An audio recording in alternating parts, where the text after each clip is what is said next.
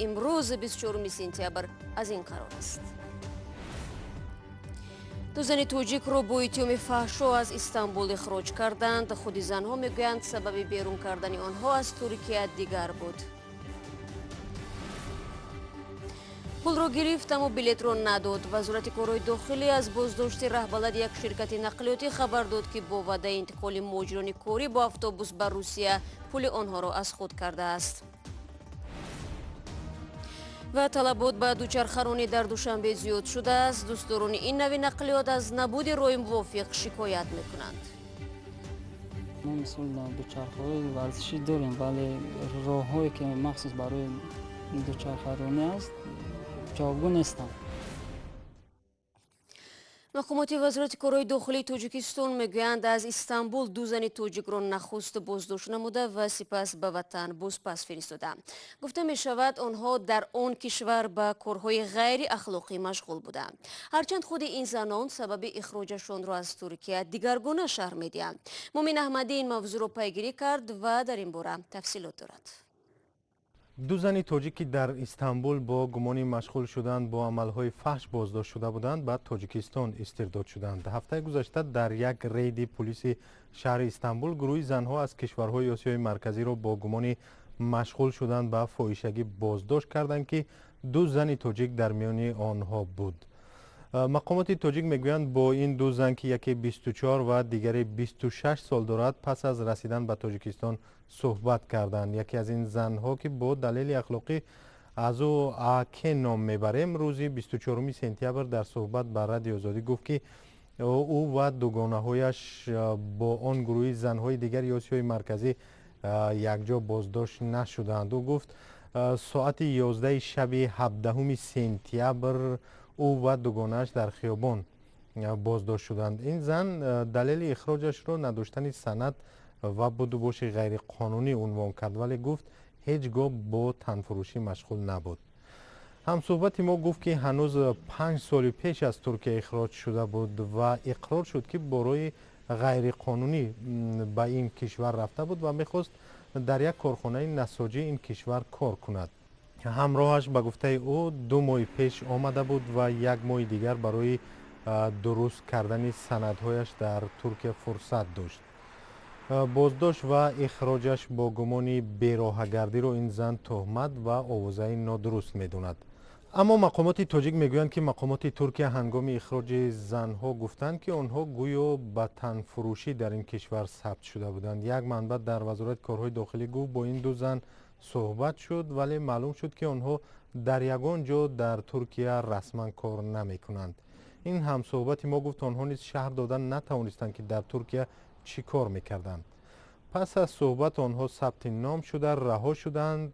گفت هم صحبت ما شهروندان تاجیکستان بدون ویزا امکان سفر به ترکیه را دارند. ترکیه در برابر روسیه و قزاقستان یکی از کشورهای مهاجرپذیر برای شهروندان تاجیکستان است. بر اساس حساب‌های غیر رسمی در این کشور از 5 تا 7 هزار تاجیک کار و زندگی میکنند. در گذشته نیز در عملیات‌های اخلاقی پلیس ترکیه زنهای تاجیک بازداشت شده بودند. سال گذشته وزارت امور داخلی تاجیکستان خبر داده بود که یک زن 27 ساله را از سفر به استانبول پست گردانیده است. این دو زن اخراج شده بنا به اطلاع دریافتی در طربخانه‌های استانبول بر رقاصگی مشغول بودند. طبق اطلاع وزارت امور داخلی تاجیکستان امکان داشت در استانبول این خانم‌ها مورد استثمار شبانه قرار گیرند. وزارت گفت که اخیراً یک زن 47 ساله تاجیک برای به تنفروشی جلب کردن دو زن تاجیک در ترکیه بازداشت شده است. رو می‌رویم به موضوع دیگر. اخیراً شبکه تلویزیونی دولتی تاجیکستان روҳбалади را نشان داد که به فیреби مهاجران مهنتی متهم می شود. عزیز باباجانوفی 32 ساله در یکی از شرکت‌های مسافرکشانی فعالیت کرده هزارها سامانه مسافران را از خود کرده است. جبردیده‌ها اساساً آنهایی بودند که بنابر گرانی نرخ بلیط هواپیما خواستند با راه زمینی خود را به روسیه برسانند. نظر روҳбалади بازداشت شده به اتهامی در نسبت او اعلام گردیده معلوم نیست. سروینوزی روح‌الله گزارش می‌دهد. رئیست وزارت امور داخلی تاجیکستان در بخش نقلیات از بازداشت روҳбалади شرکت سامان کانتیننت در دوشنبه خبر می‌دهد که به فریب مسافران سمت روسیه ایبدار است. мақомот азиз бобоҷонови 32 сола сокини шаҳри душанберо ба он айбдор медонанд ки аз мусофирони самти русия ба маблағи аз 900 то 2100 сомонӣ гирифта, вале ба ваъдааш вафо накардааст. ба гуфтаи мақомот роҳбалади Сомон континент бар ивази маблағҳои гирифтааш бояд дасти кам 6 нафарро тариқи автобуси ин ширкат ба Русия мебурд, аммо пулро ба манфиати худ истифода карда мусофиронро ки аксаран муҳоҷири корӣ буданд фиреб додааст. ин шабу рӯз дар ҳар шаҳру марказҳои ноҳия ва ҷамоату ҳатто деҳаҳои Тоҷикистон эълону овезаҳои ширкатҳои хусусӣ муҳоҷирони кориро ба сафари Русия бо автобусу микроавтобус даъват мекунанд. вале ин сафари назар ба ҳавопаймову қатор арзон вале тӯлонӣ, сарсониву саргардонӣ ва азобу машаққатҳои муҳоҷиронро низ ба ҳамроҳ доштааст. бо вуҷуди ин муҳоҷирони кории тоҷик мегӯянд сафари пурмашаққати чандшабонарӯзӣ дар автобус ба Русияро ба хотири нисбатан арзонии сафар ва сарфаи маблағ таҳаммул мекунанд. онҳо борҳо ба радиои озодӣ видеоҳои саргардонии худ дар роҳ ва чапа шудани автобусе ки дар дохилаш муҳоҷирон буданд ирсол карда аз ин ҳодиса хабар доданд. аксари муҳоҷирони корӣ дар ватан ҷои кориву имкони пулкоркунӣ надоранд ва барои сарфаи ҳар сомонӣ талош мекунанд. ҳоло арзиши сафар ба Русия тавассути ҳавопаймо бештар аз 2000 сомонӣ ва тариқи микроавтобус ва автобусҳо аз 500 то 900 сомонист. агар дар гузашта муҳоҷирон аз баъзе ширкатҳо барои мустақиман ба Русия набурдан ва дар марз ба ҳаволаи тақдир гузоштани онҳо нигаронӣ мекарданд, ҳоло мегӯянд ҳатто чиптапулии онҳоро дар ватани худ бархеҳо аз худ мекунанд. тибқи оморҳои расмӣ солона то 800 000 муҳоҷири корӣ ба Русия мераванд ва зиндагии онҳо аз кор дар Русия таъмин мешавад. вале оморҳои ғайрирасмӣ теъдоди муҳоҷиронро бештар аз 1 миллион нафар мегӯянд. худи муҳоҷирон мегӯянд ин сафар барои онҳо пурмушкил аст. президенти амрико Дональд Трамп мегӯяд ҳангоми суханрониаш дар Маҷмаи кулли созмони милали муттаҳид масъалаи калидӣ баҳс бо Эрон хоҳад буд. Дональд Трамп имрӯз аз минбари созмони милал суханронӣ хоҳад кард. ӯ ҳадаф дорад барои фишори бузургтарин ба Теҳрон дастгирии бештар касб кунад. дар моҳи майи соли 2018 президенти амрико имзои кишварашро аз созиши ҳастаии 6 кишвари абарқудрати олам бо Теҳрон бозхонда таҳрими ҷумҳурии исломиро барқарор кард. ахиран дар минтақаи халиҷи Форс чанд кишти боздошт шуда муассисаҳои истихроҷи нафти Арабистони Саудӣ ҳадафи ҳамлаҳои ҳавоӣ қарор гирифтанд. аксари кишварҳои ғарбӣ бар инанд амали мазкур кори Эрон аст. Эрон иттиҳомотро рад кардааст. яке аз додгоҳҳои шаҳр Душанбе ба баррасии парвандаи собиқ додраси тоҷик пардохтааст. ҷониби ҷабрдида даъво дорад ки айбдоршаванда нисбати духтари ноболиғаш ҳаракатҳои бадахлоқонаро раво дидааст. агар гуноҳи собиқ додрас исбот шавад ба ӯ аз 2 то 5 соли зиндон таҳдид мекунад. Алишер Зарифӣ ва Шаҳлои Абдулло мавзӯъро таҳқиқ карданд. додгоҳи ноҳияи Фирдавсӣ додрасеро муҳокима дорад ки ӯро додситонӣ ба ҳаракати бадахлоқона нисбат ба як ноболиғ айбдор меҳисобад. айрӯи гуфтаҳои духтарча мисол ҳаст ки мисол ҳолати шабонихша дар баданаш қонеъ мекард. духтари 12 сола сокини шаҳри Душанбе ҷабр дидааст. падари ноболиғ айбдоршавандаро мешиносад ва мегӯяд фикр намекард ӯ чунин одам аст. ҷомеаро вайрон кардан дар кор нест. дар кадом чӣ туғри мегирад? ба нақли ин падар ӯ ҳодисаро нахуст аз дугонаи духтараш шунид. дугонаеш ки мисол нисбати ин кас ба зани он кас гуфтааст ки ҳамин хел корро қади шавҳарат мақсад дахолат кардагӣ. падари духтари ноболиғ шиква дорад. додситонӣ на бар асоси моддаи 142 ки дар он ҳаракати бадахлоқона нисбат ба шахсони ноболиғ гуфта мешавад, балки ба моддаи 139 айб эълон карданд ки нисбатан сабуктар аст. ҳоло ин падар аз мақомоти додгоҳи Тоҷикистон адолат мехоҳад. то ахира нисбати фарзандам адолатҷӯӣ мекунам. кадом мақомоте бошад ман ба он мақомот дар мекубам ки нисбати фарзанди ман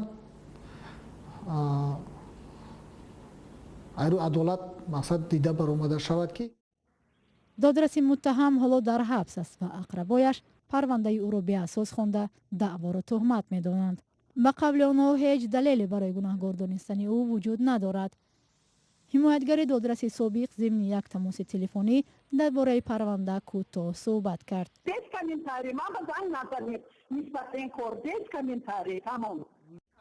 ҳоло ду мурофиаи додгоҳӣ баргузор шудааст. як мурофиаи дигарро ба таъхир гузоштанд. ҳамакнун дӯстдорони дучархаронӣ имкон доранд дар дилхоҳ вақт дар чанд гӯшаи душанбе дучархае ба иҷора гирифта сайру гашт кунанд.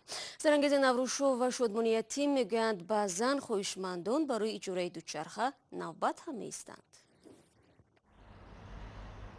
афзоиши таваҷҷӯҳ ба дучархаронӣ дар шаҳри Душанбе нуқтаҳои иҷораи дучархаро зиёд кардааст. Барои сайру гашт ё иҷрои корҳои худ бо дучарха дӯстдорони зиёди он дар назди нуқтаҳои иҷораи дучарха баъзан навбат мепоянд.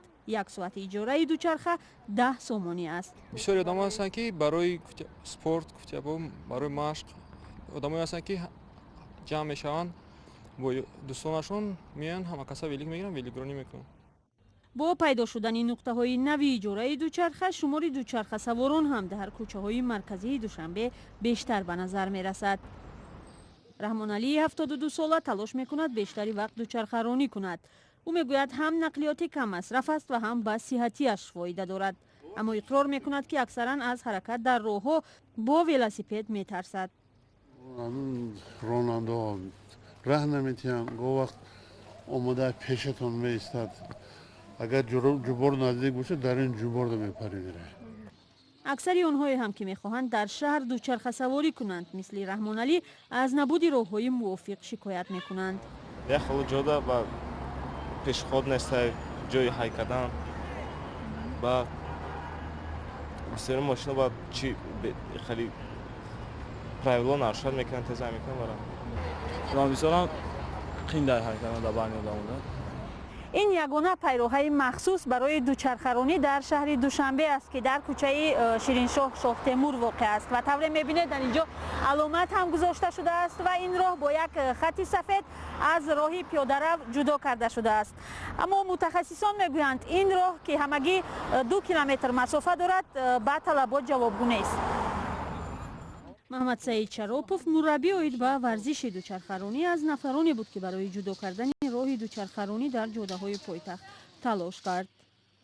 Шаропов мегӯяд ба сабаби набуди роҳҳои алоҳида танҳо дар соли ҷорӣ 3 узви клуби дучархаронҳо зери чархи мошин мондаанд. Ба далели набуди роҳ ва ҳамин тавр ба хотири бехатарии худ дучархаронҳо аксаран маҷбуранд дар роҳҳои пиёдагузар ҳаракат кунанд ки ин ҳам таҳдиде барои сокинон аст.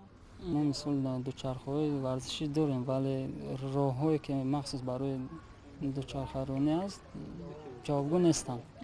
ҳоло велосипедронӣ дар Тоҷикистон бештар хоси онҳоест ки дар фикри беҳбуди саломатии худ ҳастанд ва онҳо аксаран баъд аз кор ё вақти холӣ дучархаронӣ мекунанд. мушоҳида мешавад мақомоти тоҷик ҳам бо роҳандозии мусобиқаҳои оммавии велосипедронӣ солҳои ахир мехоҳанд таваҷҷӯҳи сокинон ва кормандони идораву муассисаҳоро ба дучархаронӣ ҷалб кунанд. соли пеш рӯзи 5 май дар кишвар маъракаи якрӯзи велосипедронӣ эълон шуд. вале ба гуфтаи мутахассисон бо роҳандозии чунин маъракаҳо намешавад ба мақсад расид. набуди роҳу имконият ба таъкиди онҳо монеи мавриди истифодаи оммавӣ қарор гирифтани велосипед ва ҳамин тавр рушди ин навъи варзиш дар Тоҷикистон шудааст. ва мақомоти ноҳияи Тимур-Малики вилояти Хатлон ба хонаводаи Бурихоновҳо ҷуброн ваъда карданд.